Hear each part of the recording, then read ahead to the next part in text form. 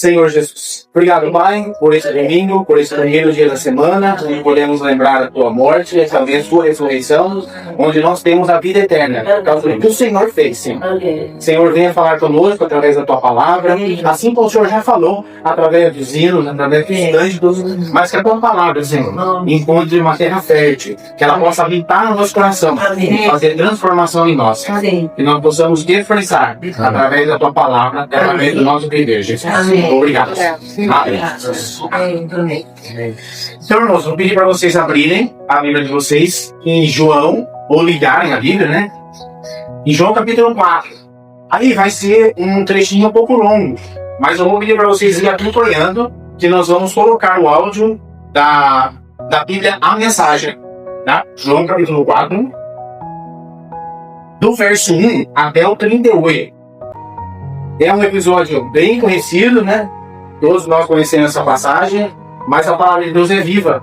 Então ela se faz nova todos os dias. Todos achamos? João capítulo 4. Pode soltar a minha. João, capítulo 4. Jesus percebeu que os fariseus se deram conta dos batismos que ele e João realizavam. Se bem que não era Jesus quem de fato batizava, mas os discípulos. Eles perceberam que Jesus estava batizando mais pessoas que João, criando uma rivalidade aos olhos do povo. Jesus então deixou a Judéia e voltou para a Galiléia. Para chegar lá, tinha de passar por Samaria. Ele caminhou até Sicar, uma aldeia samaritana que divisava as terras que Jacó tinha dado ao seu filho José. O poço de Jacó ainda estava lá. Jesus, cansado da viagem, assentou-se perto do poço. Era cerca de meio-dia.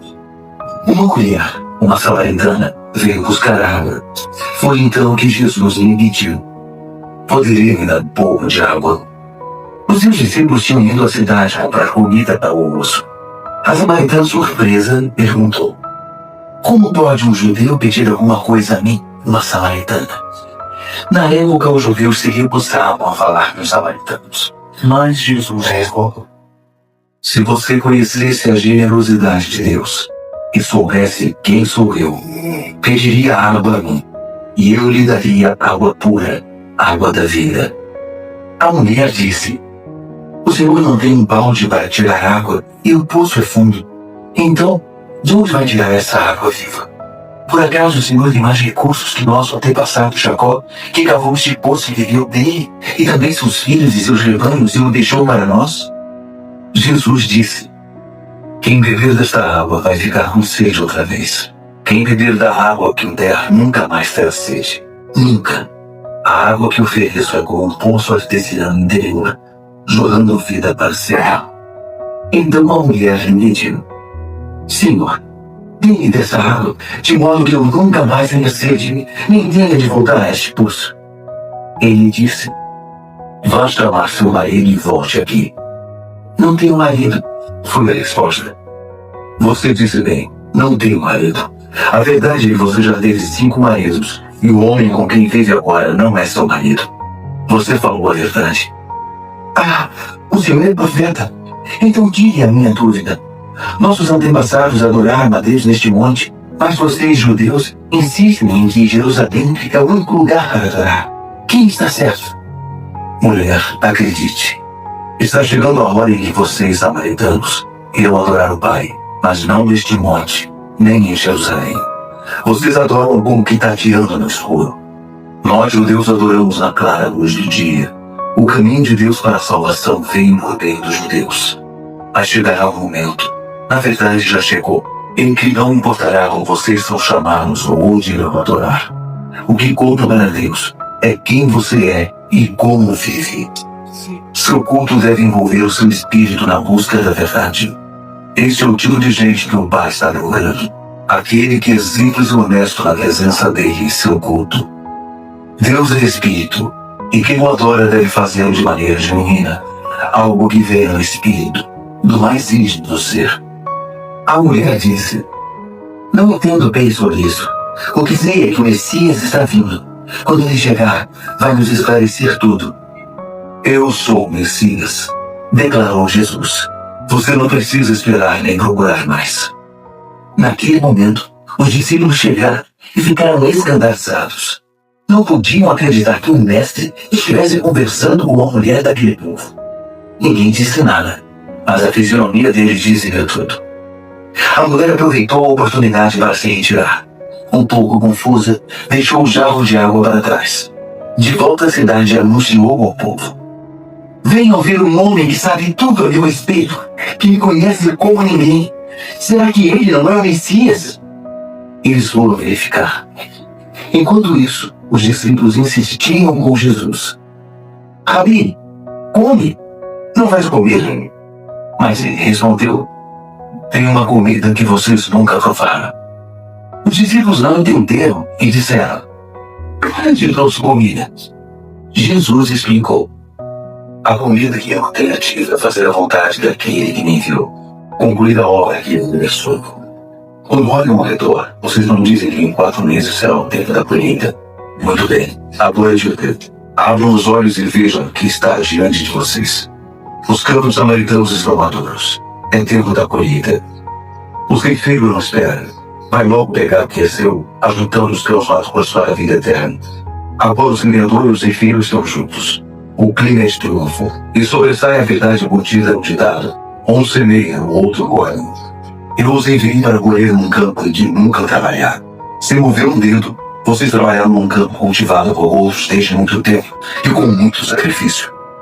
Muitos dos samaritanos daquela cidade passaram a ser seguidores por causa do testemunho da mulher. Ele sabe tudo a meu respeito e conhece como ninguém.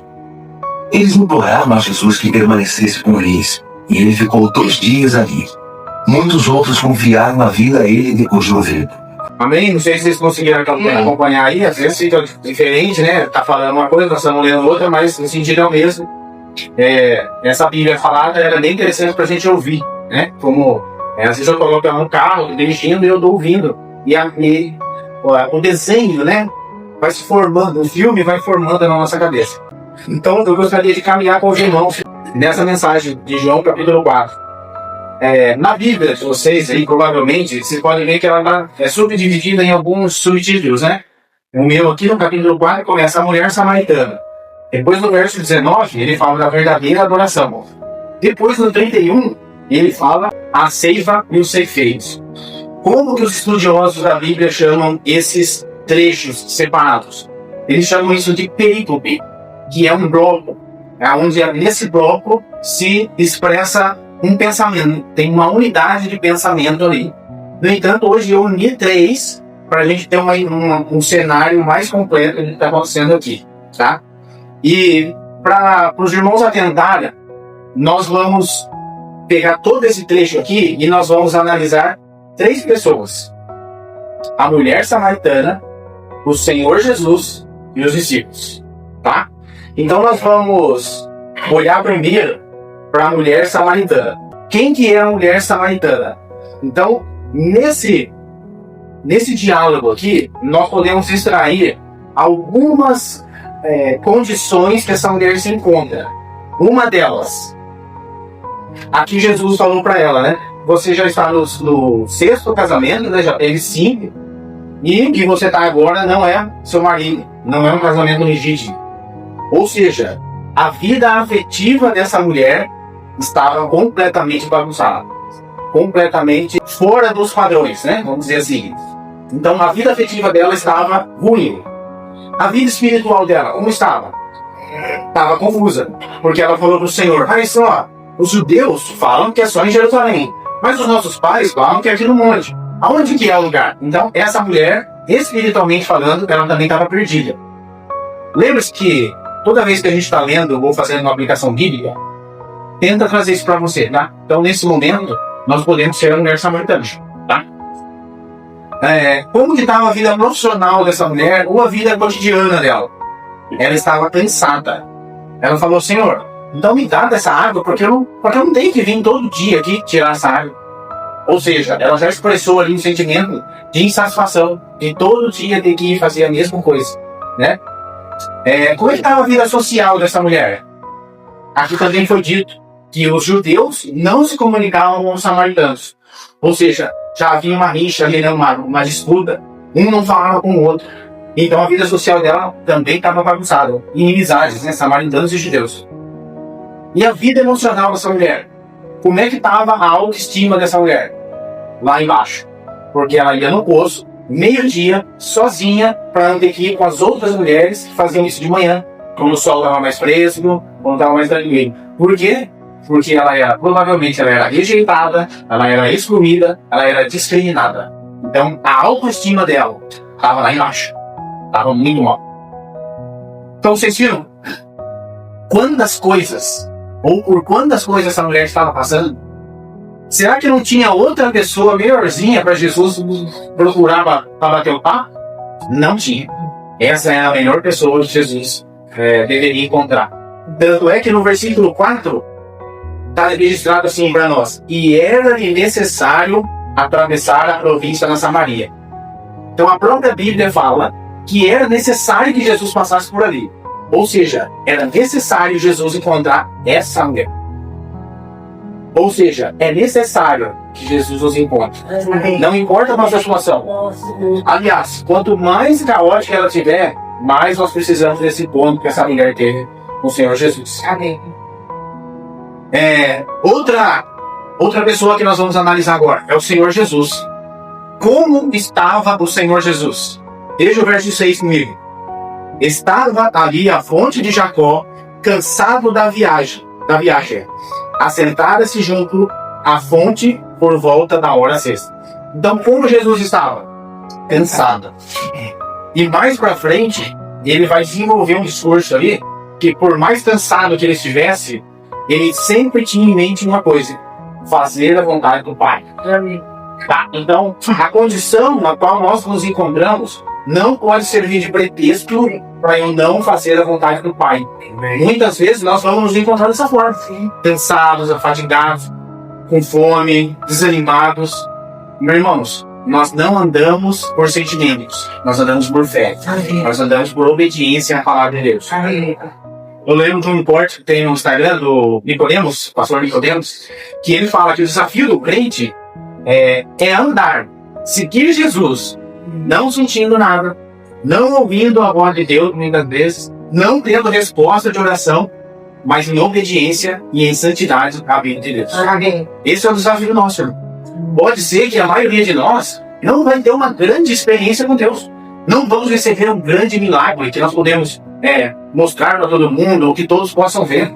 Mas o nosso desafio é seguir a Cristo em obediência, reverência e santidade à sua palavra. Amém. Amém? É por fé. Então Jesus estava cansado mesmo assim, fazendo a vontade do Pai. Então você vê que nesse caso, nessas duas pessoas que nós estamos analisando, tanto a mulher como o Senhor Jesus, eles estavam com as suas situações, aos nossos olhos, complicadas. Mas lembramos que Deus também tem a sua agenda. E Ele vai colocar as nossas situações para que a nossa agenda seja alinhada com a agenda dele. Tá? Deus também tem seu propósito. Então Jesus vai começar um diálogo aqui com essa mulher e ele vai desenvolver isso mais à frente na nossa leitura. Qual é a solução? Que é o que muitas vezes nós crentes estamos buscando. E isso é lógico, isso é normal, isso é natural. Toda a escritura inspirada por Deus, ela é útil. Então nós devemos procurar as soluções dos problemas da nossa vida na palavra de Deus. Mas qual solução que Jesus apresentou para essa mulher? Vamos lembrar dos problemas dela? Vida afetiva, vida espiritual, vida profissional, vida social, vida emocional. Na vida afetiva, no casamento, o que Jesus falou para ela fazer em respeito ao casamento dela? Nada. Jesus não falou nada.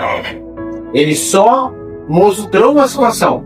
Ele não trouxe aos nossos olhos, instantaneamente ou aparentemente uma situação. Na vida emocional dela, Jesus não falou nada. Na vida social, Jesus também não deu nenhuma alternativa para ela.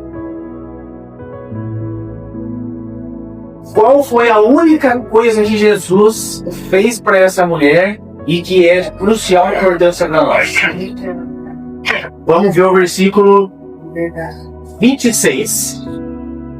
Do 25, na verdade. A mulher disse para o Senhor Jesus: eu sei, respondeu a mulher, que há de vir o Messias, chamado Cristo. Quando ele vier, nos anunciará todas as coisas. Ele não deu nenhuma resposta para a mulher, mas ela sabia que quando o Messias chegasse, os seus questionamentos seriam solucionados. A resposta de Jesus para ela foi: eu sou o que falo contigo. Jesus é a solução para todos os nossos problemas. Tá? Esse é o caminho que Jesus nos aponta. Muitas vezes a gente quer uma receita de bolo, né? Me fala o que eu tenho que fazer. Às vezes chega no pastor, a gente chega no irmão, fala: irmão, estou passando por tal situação, o que eu devo fazer? Irmãos, antes de nós fazermos isso, nós precisamos ir diante do eu sou, que é o Senhor Jesus. Em oração, na sua palavra, o Espírito Santo habita em nós. E é esse Espírito que vai nos anunciar todas as coisas. Tá? Então a solução que Jesus apresentou para essa mulher foi ele próprio. Eu sou a fonte da água da vida.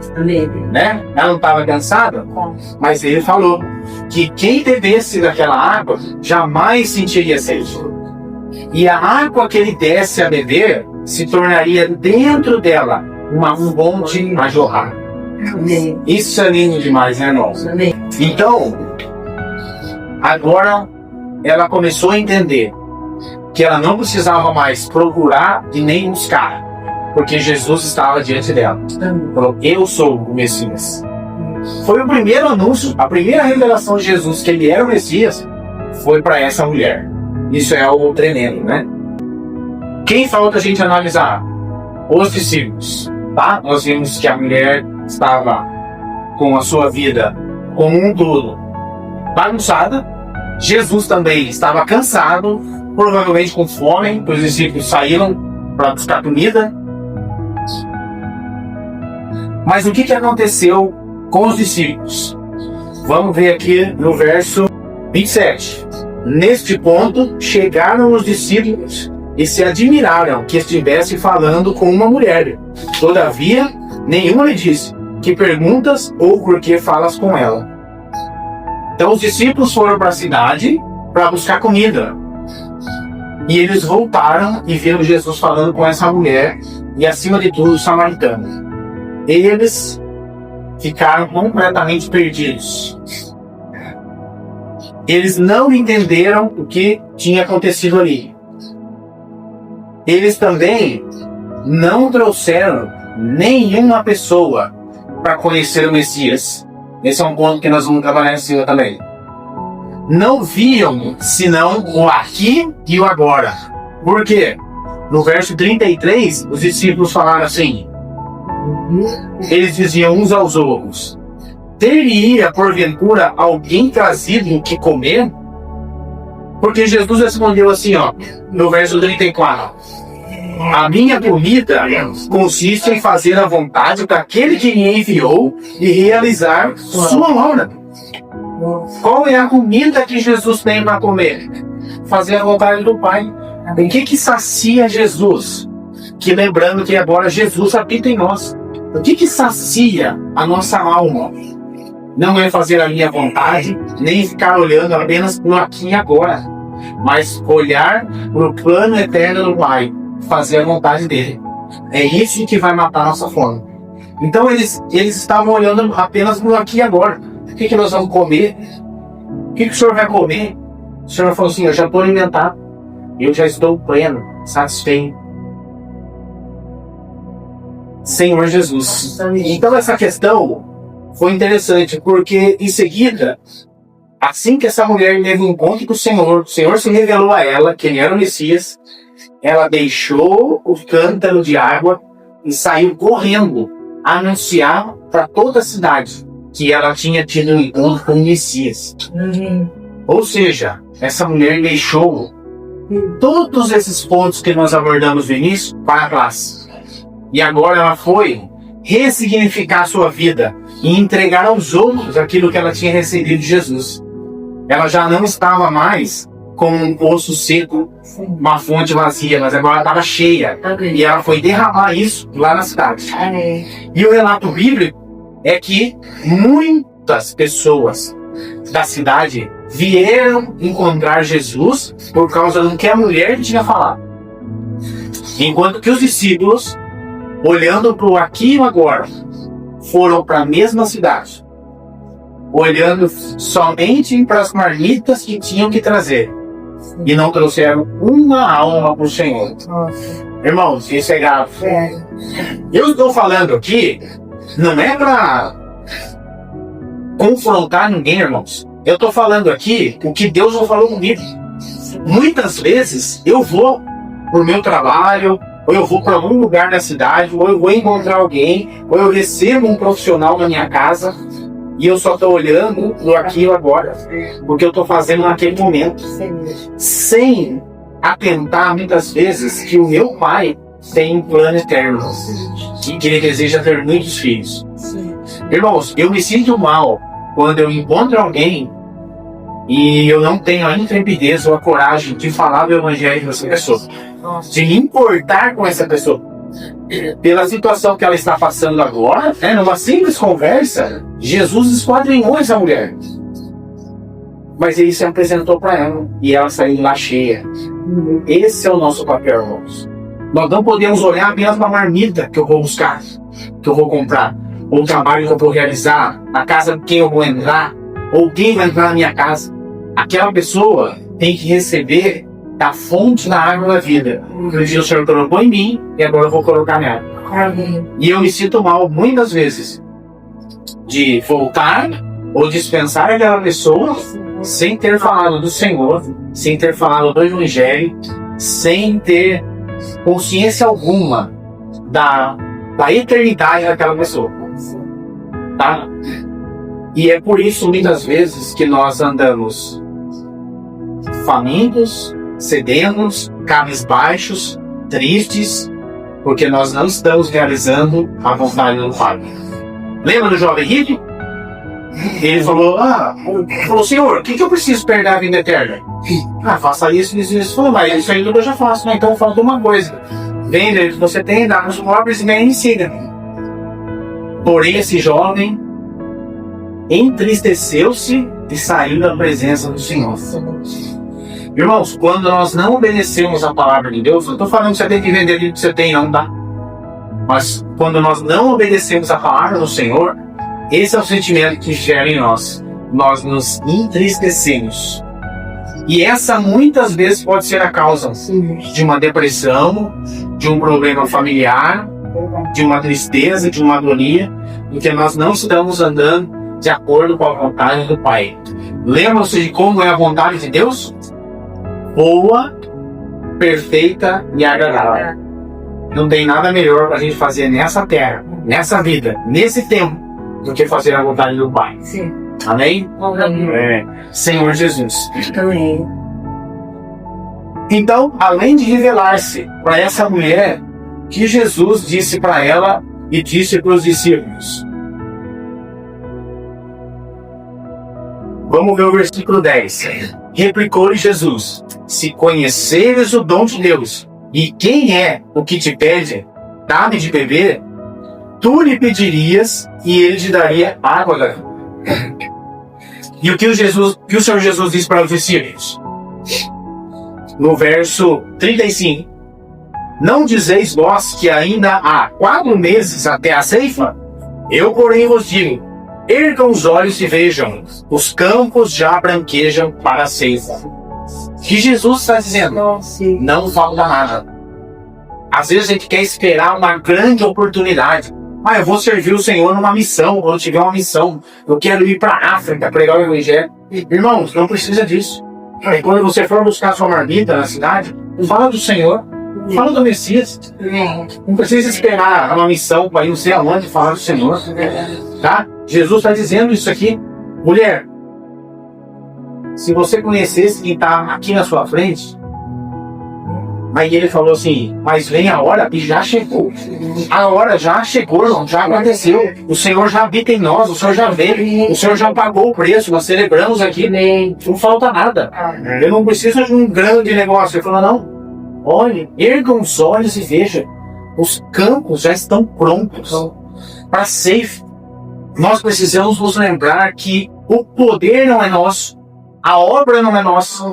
Nada é nosso. Nós somos instrumentos de Deus para alcançar outras pessoas. Como que Deus vai pregar o evangelho para alguém? Ele precisa da minha boca, ele precisa da sua boca.